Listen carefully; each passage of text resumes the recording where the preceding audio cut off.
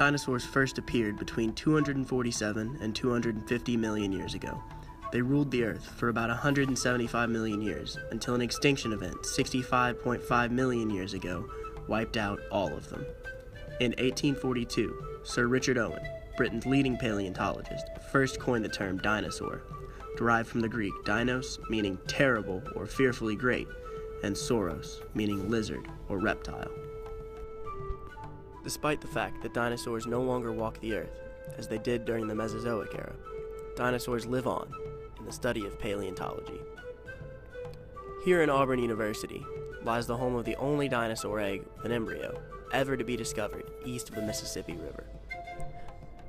The egg was first discovered in 1970, and it was found in Dallas County, Alabama.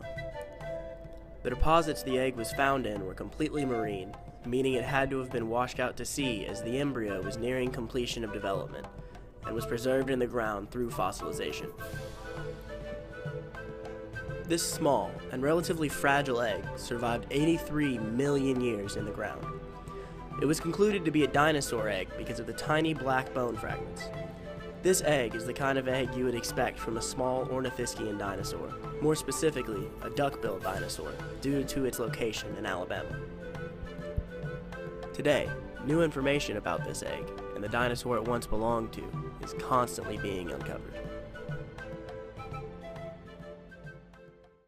I study dinosaur limb biomechanics, and what really interests me about this egg is if you zoom in on it, all the little sticks you can see there, all those teeny tiny little long bones, those are all limb bones. So one of the main things that's preserved in this embryo that we can see here are limb bones, and I'm really curious to see if we can tell which bones they are. So if you pull back and you see all the bones around me, these are the appendicular or limb skeleton from Lophorothon. So this right here, which is much bigger in diameter than the forearm bones, this is actually one of its toes.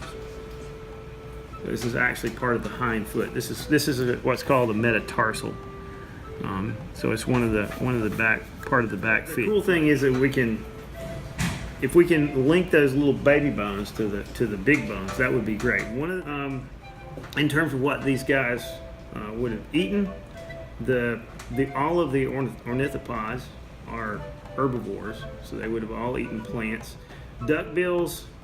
The duck-billed dinosaurs, it's been hypothesized over the years that because they had the big wide mouths, it kind of looked like a duck bill, like that. They specialize on eating plants off the bottom, and a bottom of shallow water. So some people have originally proposed that they lived in swamps and that they ate these plants off the bottom.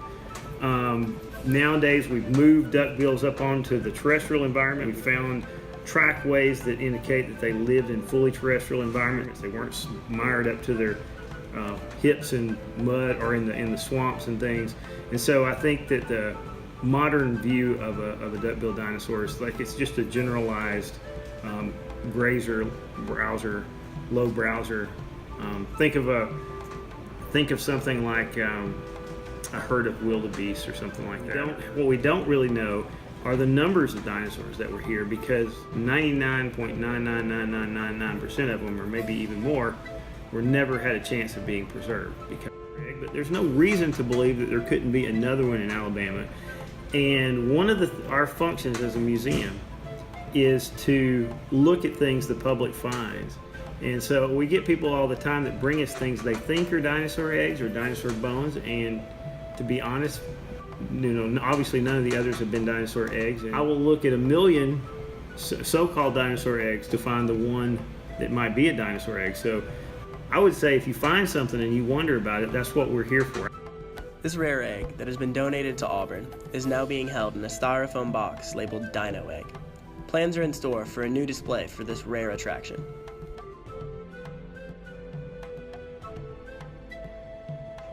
So we're going to build a display, likely starting at least in Life Sciences building and eventually moving over to the new building that's being constructed. And it'll have a video display along with it, a nice pedestal and cabinet for the egg, and general information on Alabama dinosaurs.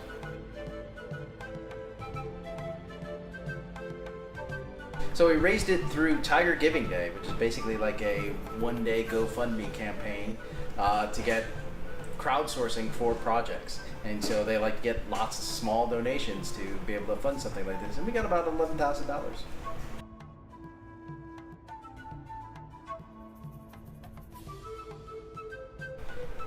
In the future, you'll be able to come and either go to the Life Sciences building or the new Interdisciplinary Sciences building and see the egg. For now, if you want to come see the egg, you can sign up for one of our first Wednesday tours. And so if you get on aumnh.org, you can sign up for a tour of the museum at 5 o'clock on the first Wednesday of the month.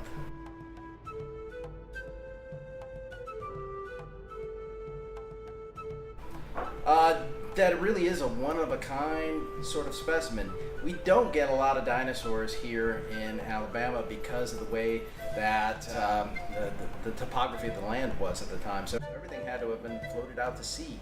So the idea that somehow an egg managed to roll out of a nest into a river, out to the ocean, and then get preserved and then found is truly amazing.